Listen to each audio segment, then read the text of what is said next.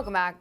We're witnessing the beginning of yet another coordinated assault on American freedoms. Cue criminal in a suit, FBI Director Christopher Wray, who recently shared a warning for Americans. But now, increasingly concerning is the potential for a coordinated attack here in the homeland, akin to the ISIS-K attack we saw at the Russia concert hall just a couple weeks ago. Well, sure, that's entirely possible, but we have to remember there's always a reason for what they tell us or omit. I mean, how many things conveniently we're able to sneak past the intelligence community, right? Yet they somehow know for certain and are sharing with the public about a coming terror attack. If you think about it, when's the last time any of these nefarious actors actually told us the truth? And if you go up to the top of who's orchestrating it all, isn't the intelligence community the real terrorists? Joining us now to break it all down, CEO of Liberty Sentinel Media and author of the new book, Indoctrinating Our Children to Death, Alex Newman. Thanks so much for being with us. It's great to have you on the show. It's great to be here. Thank you so much, Alison. Absolutely. Well, Alex, seeing Christopher Wray warn about China attacking U.S. infrastructure kind of makes me think this is actually some sort of conditioning. And let's be honest, in one way or another, anything that happens in America will be by way of the intelligence community. Would you agree? There's no question about it, Alison. This is disgraceful. Everything that Christopher Wray just shared about the alleged threat of Communist China, and don't get me wrong, Communist China is a huge threat. All of that I was reporting 15 years ago in the Diplomat magazine. None of this is new information. You don't need $1 trillion security establishment to figure these things out. They really ought to be going, if they were actually concerned about this, they would be going after the real criminals who made this all possible. Why don't we go back and look at what Bill Clinton and Hillary Clinton did in exchange for money from Johnny Chung from the CCP. They handed over all of our top, most sensitive, most secret military technology to the butchers of Beijing. For decades now, our big companies, the Council on Foreign Relations, both parties, by the way, leadership in both parties, the Bushes, John Boehner, the Clintons, the Bidens, the Obamas, have all been building Communist China up into the global menace that it has become today.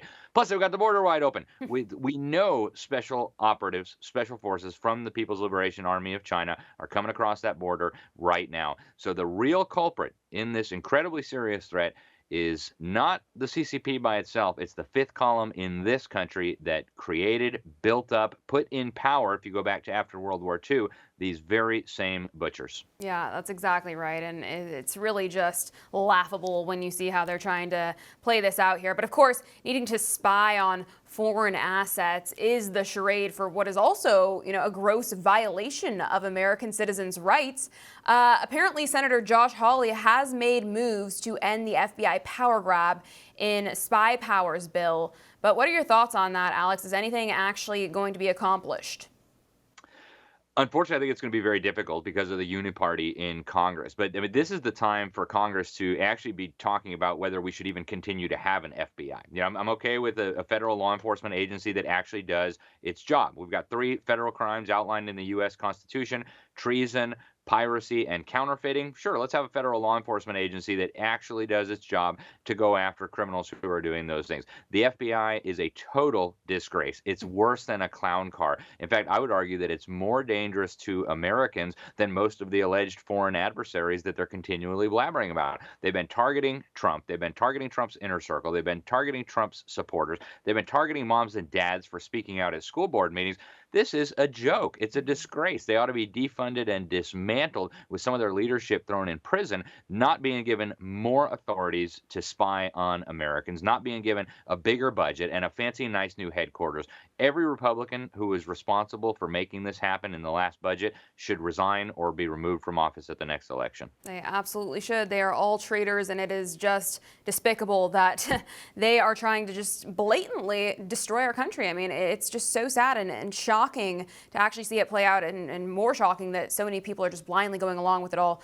But that's a whole nother story. Anyhow, Alex, Ammo Land News reported about internal documents that show the FBI is worried about white supremacists teaming up with Islamic extremists.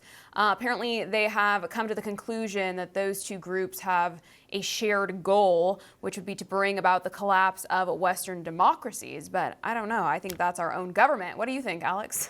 There's no question about it, Alison. Anybody who's spent any time looking at the last 15, 20 years of counterterrorism from the clown car that used to be known as the FBI knows that the vast majority of alleged Islamic extremists operating in this country and the vast majority of alleged white supremacists operating in this country were either informants or agents or provocateurs working for the FBI, working for the federal government. This has been proven true again and again and again. And even liberals have pointed this out.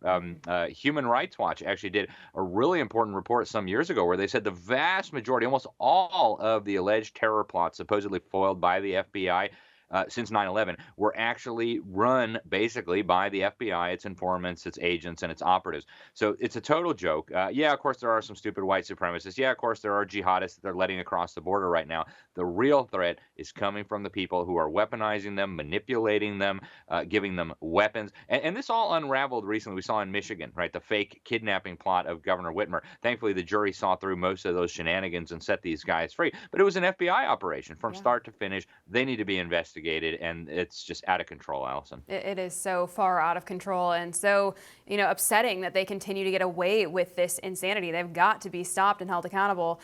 But Alex, whatever craziness is going on in this world, one thing is for sure, and that is that the establishment most certainly has something up their sleeve, especially just in time, conveniently, for the next upcoming presidential election.